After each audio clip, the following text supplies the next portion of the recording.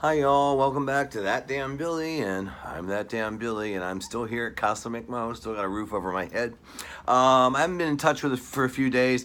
I really had intended on maybe doing this Monday, Wednesday, and Friday, and then I had a friend say maybe once a week was enough, or twice a week. Actually, given my druthers, I would just stick a GoPro on myself and just be a full-time reality show, because it would be easier for me to reach out and ask people questions that way. I was thinking something today. Yesterday was it was 2 weeks yesterday since Jack passed away, and and I'm looking at these options, and I'm gonna have to get a roommate. I'm gonna have to let go of my car. I'll be without transportation, and all these things I'm gonna have to do. And I can remember one time. It was 1984, and I had left my small town in Pennsylvania in '78, and was living in Miami.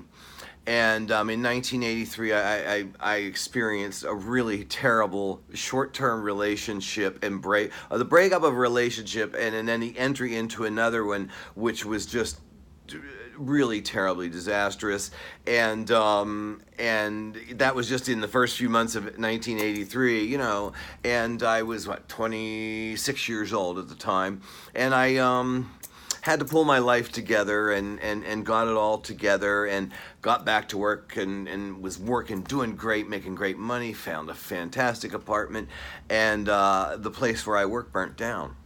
And I wasn't able to find a job that paid the kind of money I was accustomed to making. So in February of '84, I ended up going back to Newcastle, Pennsylvania. I used to refer to it as my period in exile, mi exilio, and I didn't take, so I ended up going back and living with my mom and dad on Croton Avenue, and what was I said, 26 years old, about 27 by that time, and when I got there, and it was 1984, and I said to my mother, Edith, very, my beloved mother, I said, but I don't want to be in Newcastle, Pennsylvania.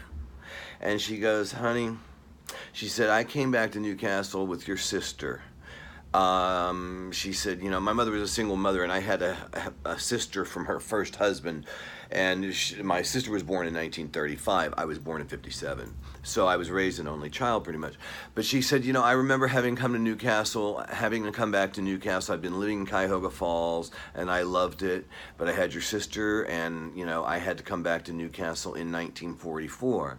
And come and live here with my dad, and she says, and I said to him, but I don't want to be in Newcastle, and he said to her, Edith, you do what you have to do.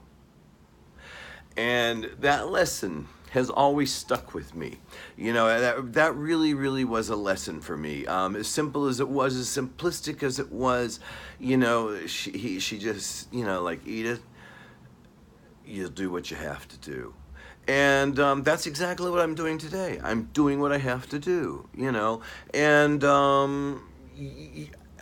and that's okay. I'm cool with it. I'm happy with it, because I've always done what I had to do. That's the reality of it. That's what keeps you going, is doing what you have to do, doing that next thing in front of you, taking that next step, taking that next step, taking that step back, stepping down a bit, moving a little bit laterally, climbing your way back up.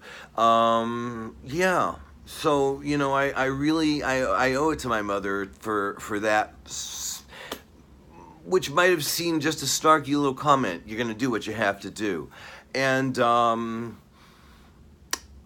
it has served me well, and so I'm grateful for that. So today I'm doing what I have to do. I'm trying to make room to get a roommate in here. I'm planning a memorial service for Jack, and I'll keep you posted all on that. And by the grace of friends like Frank, Alicia, Audrey, people that have come to my aid, I am ever so grateful, and you can't do this alone, So anyway, that's it for today. I really don't have any great words of wisdom or anything. I do have some funny tales to tell, but they'd be inappropriate at the moment. Maybe tomorrow or Friday. Okay, and I really thank you for all your support, and trust me, I'm good today. Most of yesterday was spent in meltdown. My favorite my favorite position has become fetal. So Yeah, but I'm doing okay. I'm going to be okay because I'm going to do what I have to do. Love you. Take care now. Bye bye.